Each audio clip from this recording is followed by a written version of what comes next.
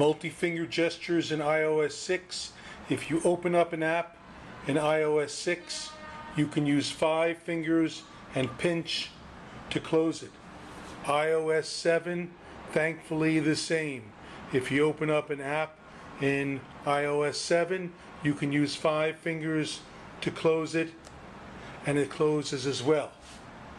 In iOS 6, if you use 1 finger and you go to the left, you get to Spotlight.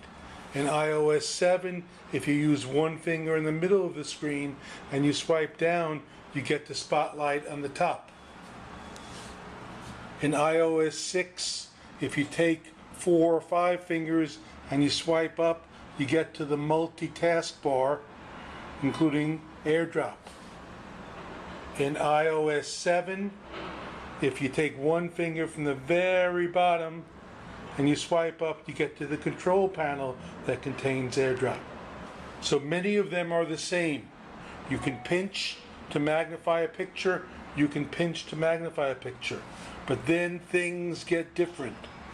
In iOS 7, for example, if you're in Safari and you go to the left edge, and by the left edge I mean the black area right there, and you swipe from the left edge in, you get to the previous page in your history.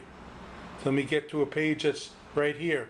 If I go swipe like that, I go to the previous page in my history.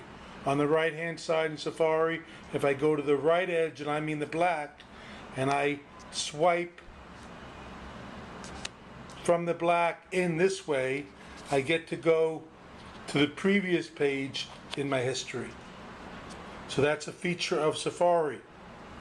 So iOS 6 and iOS 7 do not have the same number of multi-finger gestures.